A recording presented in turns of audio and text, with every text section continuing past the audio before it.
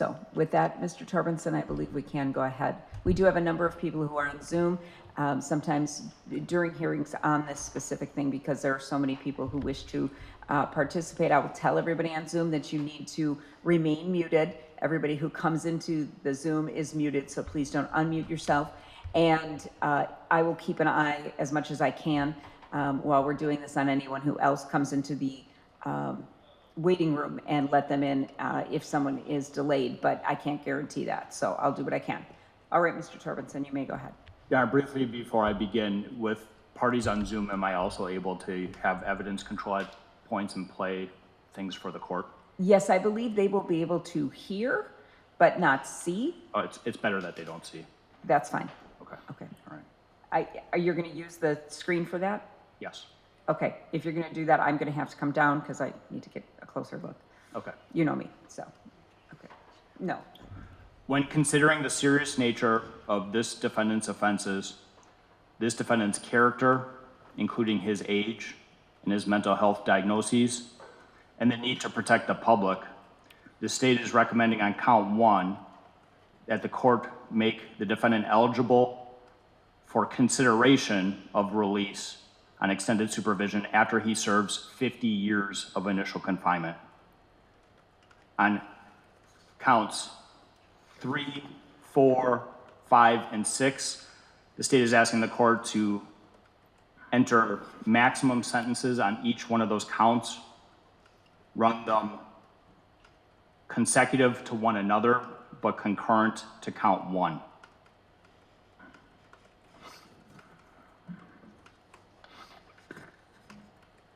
If Prince were alive today, he would be 8 years, 5 months, and 13 days old. He would be finishing up the school year. He would be a big brother to 2 siblings that are in the waiting room just next door. 2 children who are too young to fully fathom what it meant to lose a big brother. 2 children who to this day are asking where Prince is. Prince should be getting ready to play this summer. He should be getting ready to ride bikes, hang out with friends, enjoy the warm sun, to do all the things that we hope and want our young children in this community to do.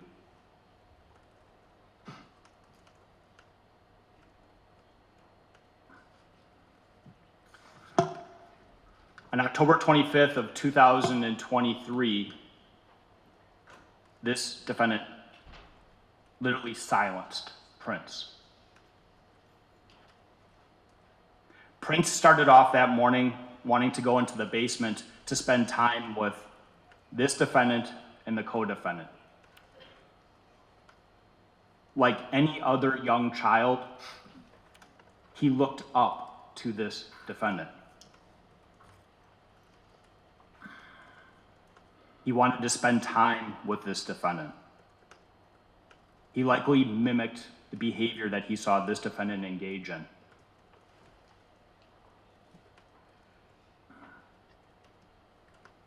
When Prince went into the basement and he was met with this defendant, as this defendant would later confess to police, he had an urge to strangle Prince. He wrapped his hands around Prince's neck and he choked until there was blood. Prince was foaming at the mouth. He was losing consciousness. Mr. Pietura walked in and observed what was taking place. And the choice that he made that day is one that will haunt Mr. Pietura and should haunt Mr. Pietura for the rest of his life, because he chose to assist this defendant in murdering Prince.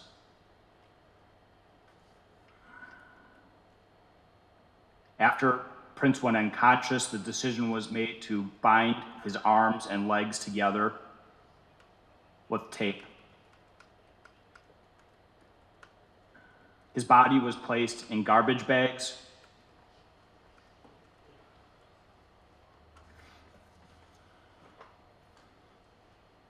And as Prince's body was being placed in garbage bags, he began to come to again.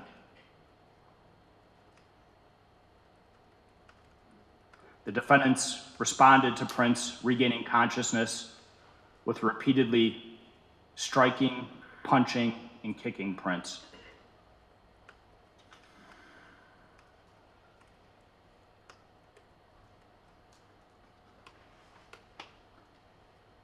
Then they grabbed a golf club and took turns swinging at his head.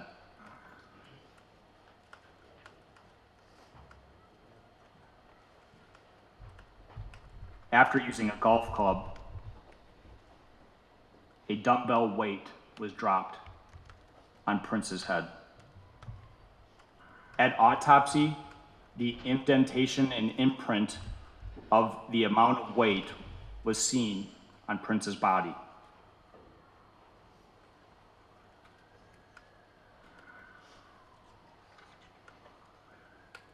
Prince was beaten so bad in the basement that the bag tore and his body had to be rebagged.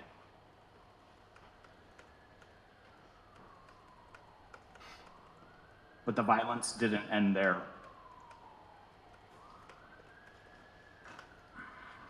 This defendant and the co-defendant carried Prince's body to the yard of 2411 North 54th Street,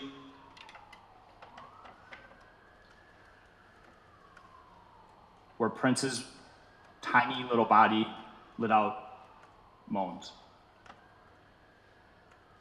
Somehow he was still alive.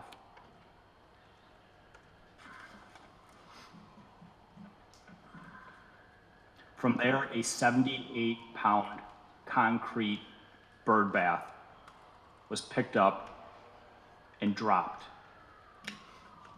on Prince. It would be the last time Prince made a sound.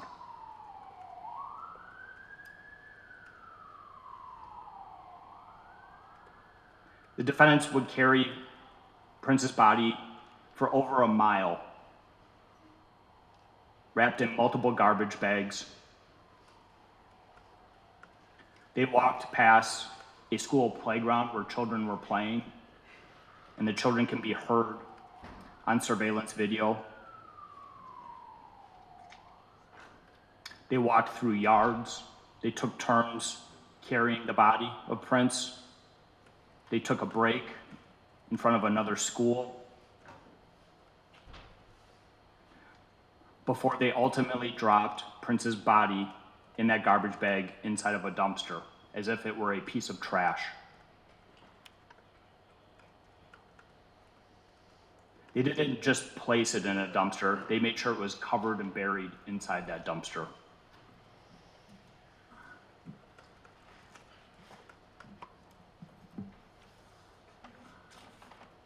During the early afternoon hours of October 25th, 2023, the parents of Prince noticed that he was not in the residence. They began to search the house. They began to search the neighborhood.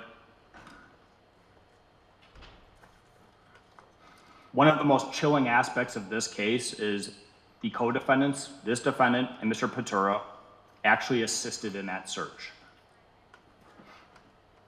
knowing all the while where Prince's body was.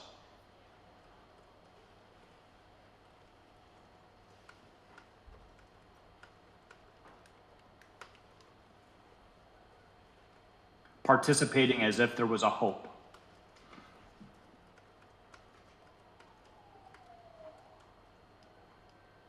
Participating as if they believed he was still alive, when that was nothing more than a lie.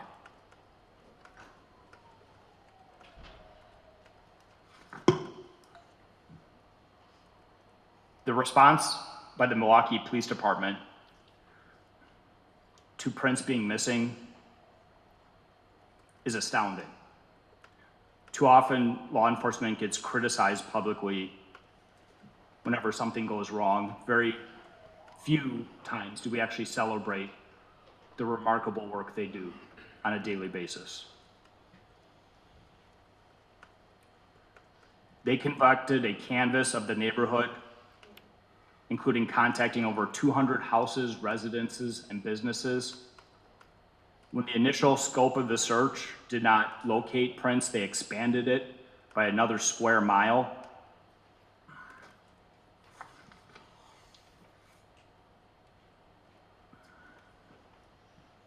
And as the search is happening outside in the community, Detective Buffman with the Sensitive Crimes Division of the Milwaukee Police Department responds to the residence. And as he's walking through the residence, he notices blood stains on the basement floor.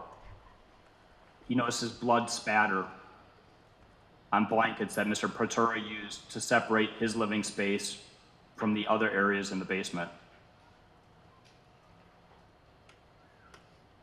Immediately, Detective Buffman makes the decision to have everyone in the household locate to the living room so that further investigation can be conducted in the basement.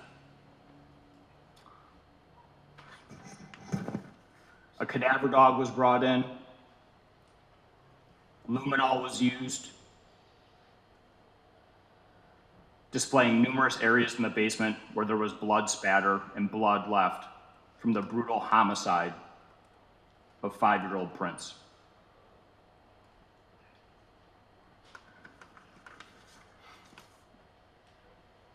Mr. Pietura was questioned by law enforcement. He gave a story indicating that he and Mr. Mendoza went on a walk during the afternoon of October 25th, 2023.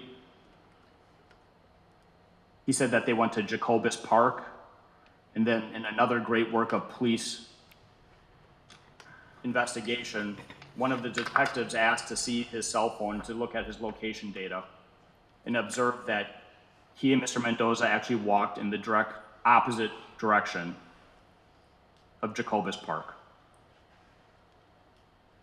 Mr. Pietura was arrested for obstructing police, for lying to the police, and it was during a custodial interview with police where Mr. Pietura gave his first statement, which essentially put the blame for the homicide of Prince squarely on the shoulders of Mr. Mendoza.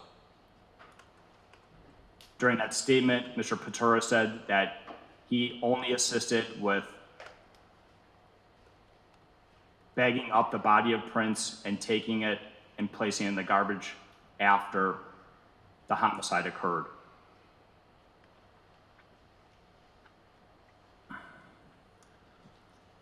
Based on that information, Erik Mendoza was arrested and questioned by police. Again, in really phenomenal police work, Detective Mark Arms and Kent Gordon questioned Mr. Mendoza. And for anyone who has concerns about Mr. Mendoza's role in this homicide, all they need to do is watch this interview. Because the detectives don't give any information to Mr. Mendoza, other than to say that Pietura confessed. Mendoza's response to that is, what did Pietura say? And the detectives say, you tell us what occurred. With that information, Mr. Mendoza denies participating in any way in the homicide of Prince. Next, the detectives show a single photograph, a screenshot of surveillance video of Mr. Pietura and Mr. Mendoza walking with the bag that contains Prince's body.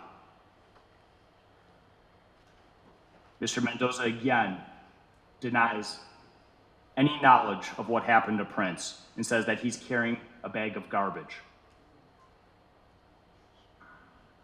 This is sophistication. This is a admittedly 15-year-old child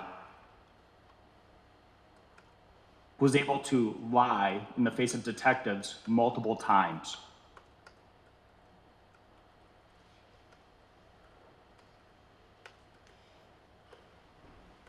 It is not until the detectives reveal to Mr. Mendoza that they have actually recovered the body of Prince. That Mr. Mendoza begins to admit his role in what took place. Even then, the detectives don't share any information with regards to the condition of the body, the injuries to the body,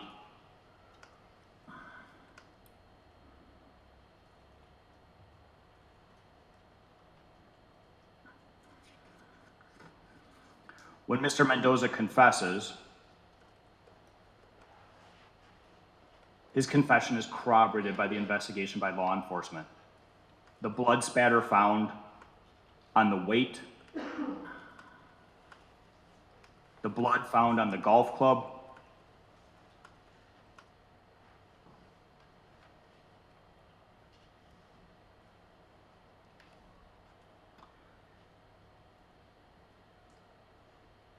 when the detectives were questioning Mr. Pietura, he provided information that Mr. Mendoza had actually just 2 days earlier stabbed multiple people in the city of Milwaukee.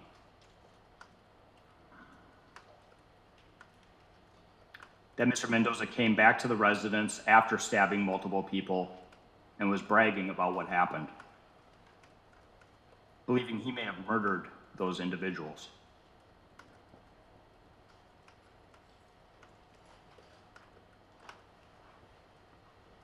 With this information, the detectives again questioned Mr. Mendoza about each of those 3 stabbings that occurred within roughly a mile radius of Mr. Mendoza's home. In response to the stabbings, Mr. Mendoza's first question is, are they alive?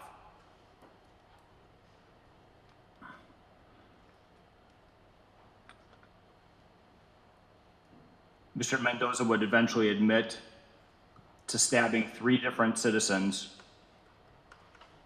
all of whom were doing very different things in this community, waiting for a bus, getting food, walking, when each one was stabbed in the back.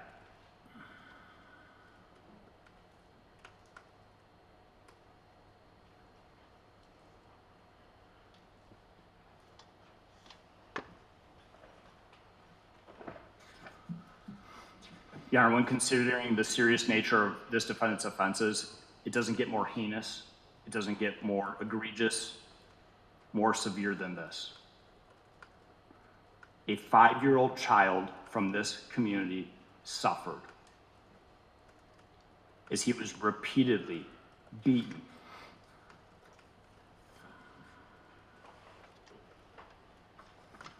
Prince's life mattered.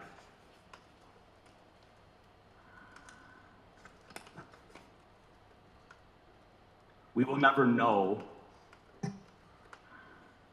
what Prince could have been.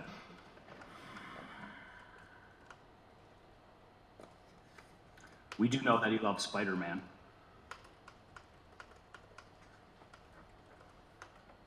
And his 2 younger siblings are decked out in Spider-Man clothes today to honor and recognize their brother.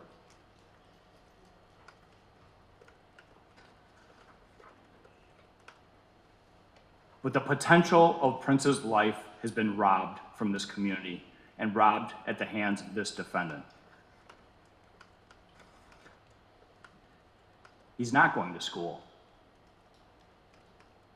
He's not going to learn how to play sports, how to drive a car, what his favorite subject is, what his worst subject is.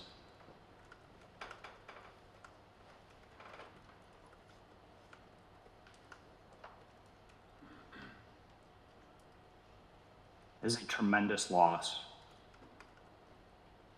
for a mother, for a father, for grandparents, for extended family.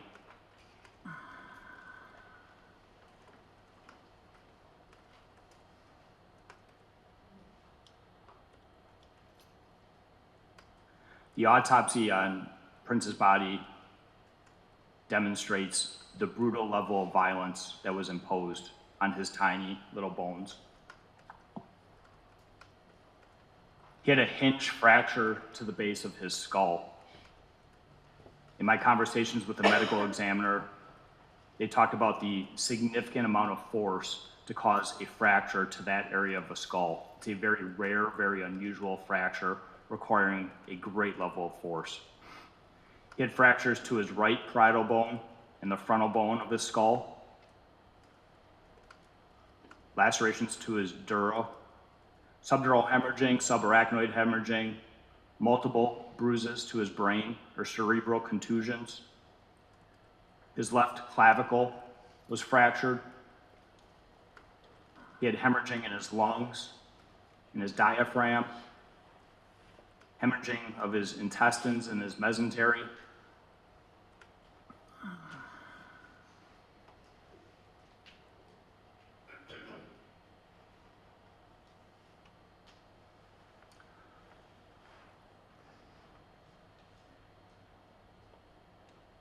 It's difficult thinking about the autopsy in this case and reading words about the injuries that this child had because they don't do justice to what was seen at autopsy.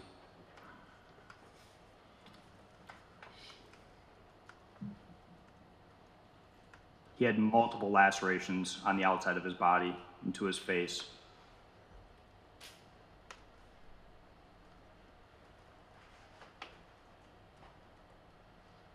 I remember getting a phone call from law enforcement after they recovered Prince's body. And it was from a detective of the homicide division who talked about, after getting information from Mr. Pietura about the location of the body, they searched these two different dumpsters that were behind the bar. And what I'm gonna play for the court is the officer that goes into one of those dumpsters and locates the body of Prince. I'm gonna play without sound. Everybody on Zoom, I have to give control to the state. You won't be able to see anything. We'll listen to it here in court, and then when we're done, I'll come back and put it back on so you can all continue seeing.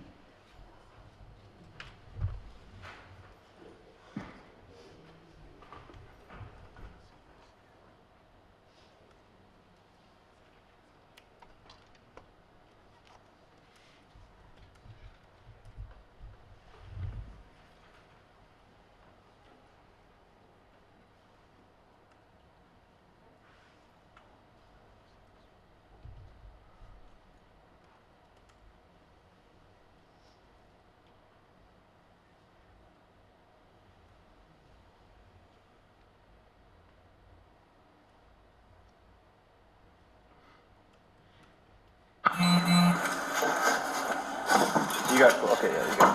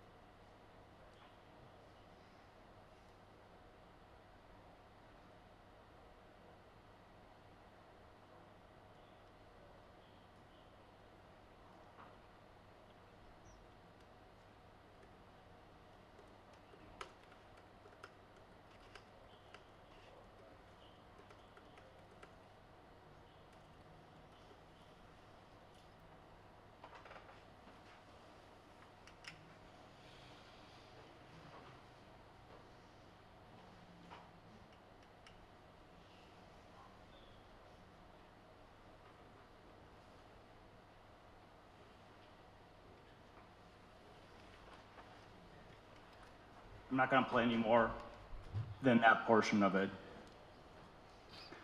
When they do bring Prince's body out from the dumpster, his hands are bound with black tape like this. His legs are taped together and he's in the fetal position. All I can think is that he was doing everything he could possibly do in those last moments of his life to protect himself from the repeated blows that were being delivered to his body by trying to cover in any way he could. That's how his body was found. The first witness I called at Mr. Mendoza's preliminary hearing was that officer. You're done with control? I am. All right, I'm back to Zoom. That officer cried on the stand. He talked about this being the worst experience in his career and in his life.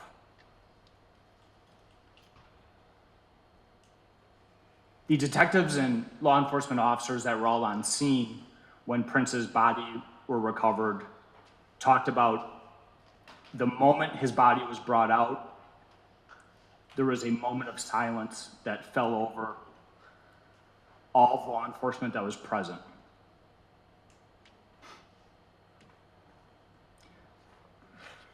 The complete lack of humanity and dignity that was shown by this defendant and by Mr. Pietura to Prince stands in such stark contrast to the efforts of law enforcement and the dignity that they showed Prince in that moment. They all took a moment of silence.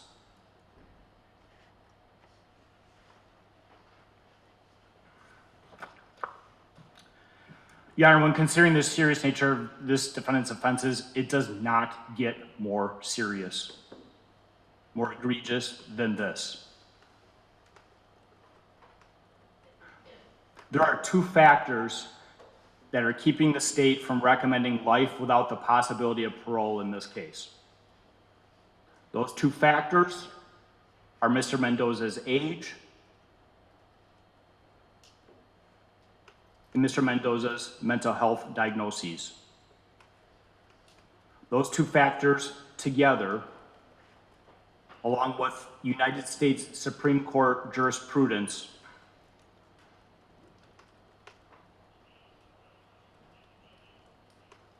on the Eighth Amendment and cruel and unusual punishments, dictate that juveniles should not be given sentences of life without the possibility of parole.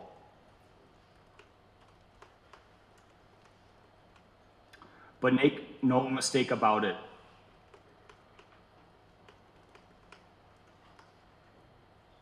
Erik Mendoza is dangerous. Even if it is portions of his mental health diagnoses that lead to that dangerousness, he represents a substantial danger to the community.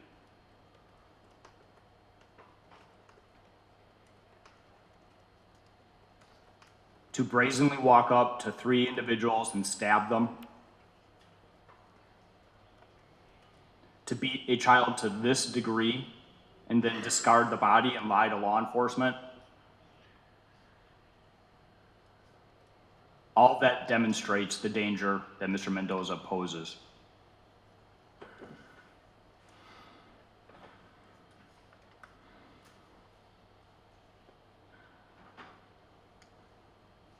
It's a positive, and Mr. Mendoza certainly deserves credit for taking responsibility and entering pleas in this case.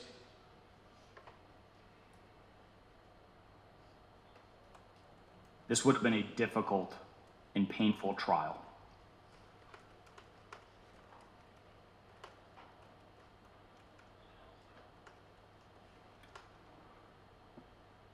Though strong in the scope of the evidence,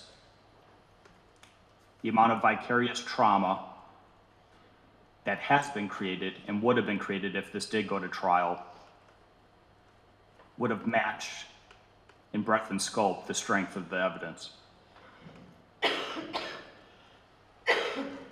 Certainly, Mr. Mendoza deserves credit for entering a plea and sparing that additional trauma. There's a strong need to protect the public in this case. There's a strong need for specific deterrence and punishment of Mr. Mendoza. There's a strong need for general deterrence. Our community at large needs to know that we value our youth.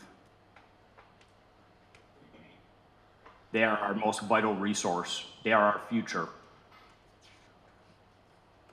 They are worth being protected to the highest degree. And when this level of violence is imposed on such a young, defenseless, innocent child, our general public needs to know that there's deterrence and punishment.